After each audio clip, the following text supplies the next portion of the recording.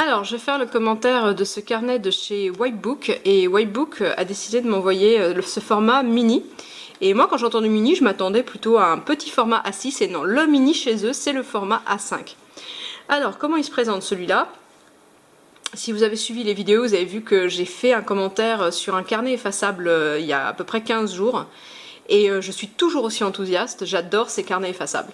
Je les trouve extrêmement pratiques pour préparer mes pages de carnet définitives, pour prendre des notes pendant les réunions, pour prendre des notes dont je sais qu'elles ne me sont pas utiles, au lieu d'avoir un carnet déchets sur lequel je vais marquer des notes et puis tout balancer après.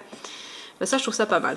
Et celui-ci, il a vraiment un avantage par rapport au précédent. Je le trouve moins bien en termes d'écriture, mais je le trouve très bien pour un autre point, et je vais vous le montrer. Alors, on a une couverture cartonnée épaisse jaune, un carnet qui est bien solide, qui est globalement léger. On doit avoir à peu près 25 pages, quelque chose comme ça là-dedans, je n'ai pas compté exactement. Alors, les pages elles-mêmes sont lignées. Alors ça m'embêtait un petit peu. Et puis finalement, ce sont des lignes très discrètes. Alors, on a le petit logo de la marque Whitebook ici, qui reste très discret également, et qui, si on prend une photo ou si on fait une photocopie, va pas ressortir de manière énorme. Et on a des lignes qui sont faites avec des points gris. Voilà, si je repose le carnet, on les voit à peine. Et ça, c'est un point important, parce que finalement, on a des lignes pour se guider quand on écrit, et elles vont pas être tellement envahissantes au point de gêner quand on veut faire des schémas, ou si on veut dessiner.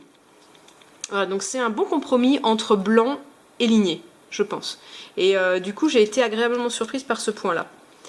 Alors, je vais revenir au début. Donc là, je me sers de ça pour faire des notes. Un point, si je fais un gribouillis, donc je vais marquer un gribouillis. Il y a un temps à respecter pour que le crayon sèche. Si je fais comme ça, hop là, ça part déjà. Donc je vais remettre mon gribouillis. Voilà. On a un papier qui est un papier un type Velleda, un peu cartonné, plus solide. C'est de la bonne qualité. Il faudra faire attention par contre, le crayon est très pointu. Et si on appuie fort, comme avec un crayon bille, on abîme la page. C'est-à-dire que là, au bout de quelques mois, il faudra changer le carnet. Parce qu'il sera plein de tracés. Il faut faire attention d'écrire en douceur. Il y a un petit souci de démarrage avec le crayon. Donc là, on le voit par exemple ici. Et ça n'a pas démarré tout à fait dès le départ. Alors si on laisse le temps de sécher, voilà, on voit qu'on efface un petit peu en passant le doigt, ce qui n'était pas le cas sur l'autre carnet. Néanmoins, la différence, là par exemple, c'est quelque chose que j'ai noté il y a déjà plusieurs jours, c'est que l'autre va avoir tendance à résister, alors que celui-ci s'efface toujours aussi bien. Donc là, c'est une question de choix dans ce qu'on aime. Voilà, je vais m'en servir pour faire des listes. Comme on a les lignes, je peux me permettre de faire des listes. Là, c'est une liste de crayons chinois, puisque je suis complètement fada de crayons chinois. Voilà, ce genre de crayon. Ou encore ce genre de crayon, ou encore plein d'autres. C'est une toute petite partie de ma collection ici. Voilà, et ça c'est tous les modèles que je dois aller vérifier. Voilà, donc ça c'est mes pages de vérification. Ça, je passe rapidement parce que ce sont les commentaires que je vais mettre. Ce sont mes premiers commentaires sur les bulletins de mes élèves, donc je les passe. Voilà. Donc là, j'ai fait un petit, je me suis amusée un petit peu ce matin à faire du sketching. Donc ça c'est très sympa pour expérimenter sur le sketching, qui est quand même un style de prise de notes qui n'est pas si évident que ça à apprendre, c'est un truc qui s'apprend. Donc on peut expérimenter sur différentes manières d'écrire.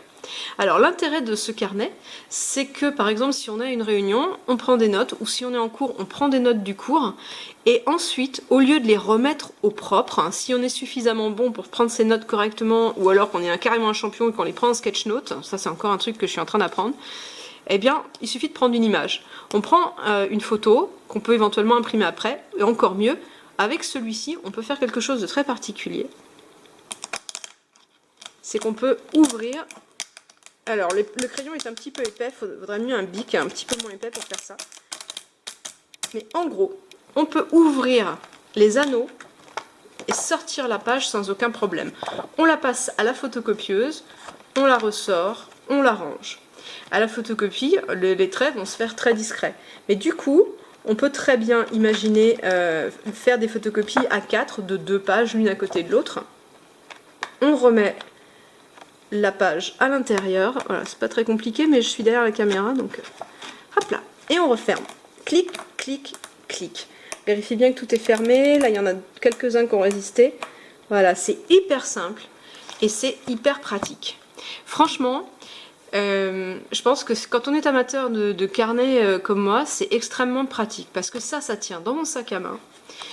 Je l'ai pris avec moi pour prendre des notes lors de réunions. Je l'utilise quasiment tous les jours.